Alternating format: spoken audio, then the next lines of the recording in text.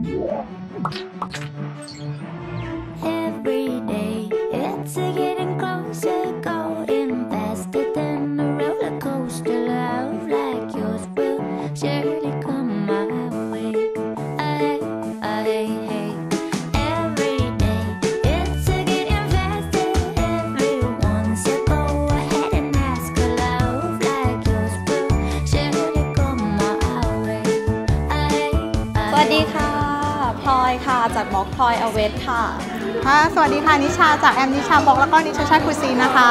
วันนี้เรามาทำอะไรกันคะน้องพลอยเรามา Cat Lover Cafe ค่ะมาดูน้องเหมียวนะคะแล้วก็มานั่งทานเค้กอร่อยๆนะคะเป็นปาร์ตี้เล็กๆใช่ชิวๆยามบ่ายนะคะก็มีอาหารเครื่องดื่มแล้วก็มาเล่นกับน้องแมวนะคะสำหรับใครที่ชอบน้องแมวแต่ว่าที่บ้านอาจจะแบบเลี้ยงไม่ได้อยู่คอนโดหรืออะไรอย่างนี้นะคะก็มาที่นี่ได้ค่ะก็ต้องขอบคุณมีโอด้วยนะคะที่จัดกิจกรรมดีๆแบบนี้ให้เราได้มาร่วมสนุกกันค่ะรวมถึงนับแนงนะคะสวย360แล้วก็Beauty Nista ด้วยค่ะคุณมากนะคะถ้ามีอะไรสนุกๆอีกก็จะมาร่วมแน่นอนค่ะขอบคุณค่ะบ๊ายบายค่ะสวัสดีค่ะชื่อของขวัญ นะคะจากเพจขวัญของค่ะก็วันนี้มางานMr. Meow Party ที่ The Cat Lover Cafe ค่ะนี่ก็ได้ความรู้แบบเยอะมากจากพี่จีนะคะเพราะว่าพี่จีเป็นสัตวแพทย์ด้วยก็ได้รู้ว่าแบบจริงแล้วแมวนิสัยเป็นยังไงแล้วก็แบบเรื่องต่างๆของแมวที่เราไม่เคยรู้มาก่อนเราก็ได้รู้ด้วยก็อยากให้นับแนงจัดงานอย่างนี้บ่อยๆนะคะสนุกมากขอบคุณค่ะสวัสดีครับชื่อเชนนะครับมาจากเว็บเกี่ยวกับท่องเที่ยวนะครับชื่อ Travel Eat Enjoy นะครับวันนี้ก็มาร่วมกิจกรรมMr. Meow ครับก็วันนี้ก็มีเค้กอร่อยๆแล้วก็เครื่องดื่มสดชื่นให้ทานกันแล้วก็มีให้เล่นกับน้องแมวด้วยน้องแมวก็น่ารักตัวเลยรู้สึกว่ามากิจกรรมกับ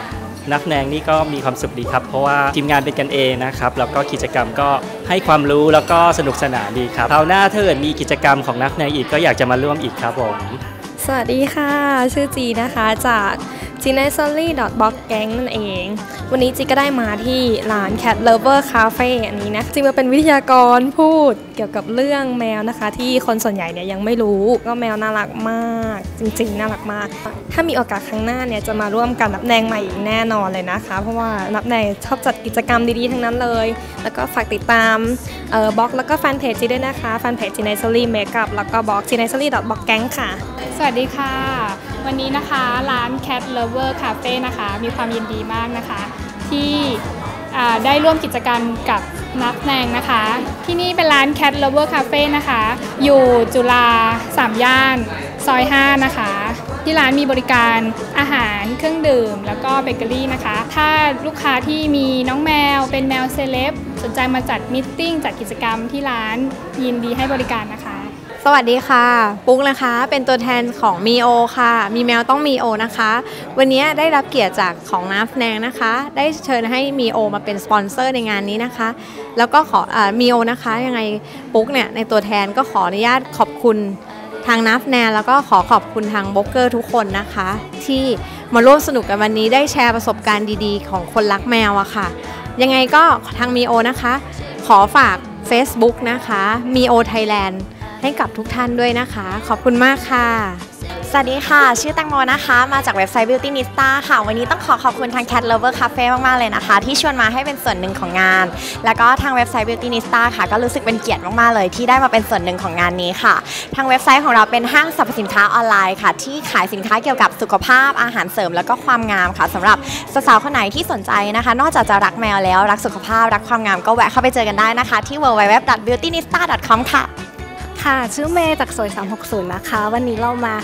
Mr. Meow Party ที่ Cat Lover Cafe ค่ะก็บรรยากาศก็เป็นกันเองแล้วก็ได้มาร่วมกิจกรรมพบปะบล็อกเกอร์แล้วก็มาได้ความรู้เรื่องเกี่ยวกับน้องแมวนะคะก็ฝากร้านสวย360ด้วยนะคะยินดีที่ได้มาขอบคุณนะคะ